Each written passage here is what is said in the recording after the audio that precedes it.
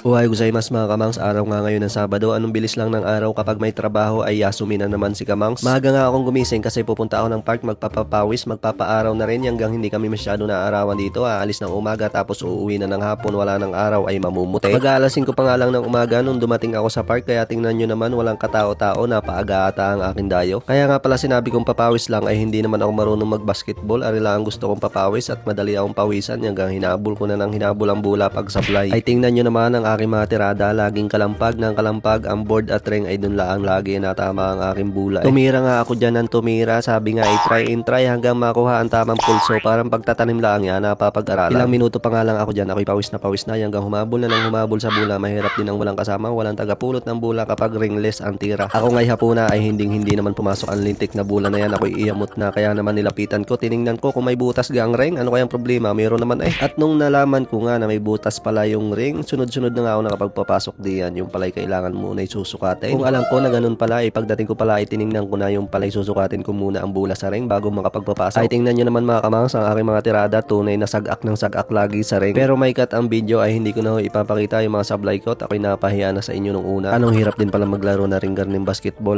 maigi pa'y mag-jogging siya. Ako'y uuwi na at ako'y magdidilig pa ng aking mga halaman. Pag uwi ko nga, ari agad ang aking nilingil, aring aking mga halaman, lasa ko'y gusto na ring uminom at tuyot na rin ang lupa. Ako nga'y tuwan-tuwa din ngayon, tingnan nyo naman ang ganda ng progress ng aking mga halaman, ang yayabong ng dahon ng mga talong ko. Ilang araw nga akong hindi nag-update dito sa aking mga halaman kasi marami nga nag-comment na wag ko daw haplosen nang hindi ma-stress ang mga halaman. Kita nyo naman, dinadamo na. Content tips nga naman dyan mga kamangs kasi hindi ko alam kung tatanggalin ko yung mga bulaklak ng mga talong ko para makapag-focus sila sa paglaki or babawasan ko to ng konting dahon. Natatakot na ako mag-pruning kasi baka magkamali na naman ako, matulad pa tong mga talong ko sa silicone na naging bonsai. Ito nga yung isa kong sili na tinalbusan ko nung isang araw. Ang ganda na ng mga dahon niya ngayon at yung bonsai ko na sili patuloy pa rin siyang lumalaban. Sabi nga ay hanggat may ugat may pag-asa. Ari pa yung last ko na sili, kakatanim ko pala ay magulang na. Doon naman nga ako pupunta sa isa kong tanim. Anong dami ko ng tanim ngayon, kulang ang isang timbang tubig. Talaga nakakatuwa pagkagarni ang aliwan, lalo't ikaw nag-alaga, makikita mo araw-araw ang paglaki nila. Napansin ko nga din sa aking ampalaya ay nagapang na, naka-holding hands na din sa aking sili kundi arigawan ko ng pagapangan. At masasakal din ang aking sili, hindi rin naman bagay magsama aring dalawang arit, mapait at maanghang. Kita nyo naman at berdeng berde ang mga dahon, walang problema din sa aking bagong tanim, alam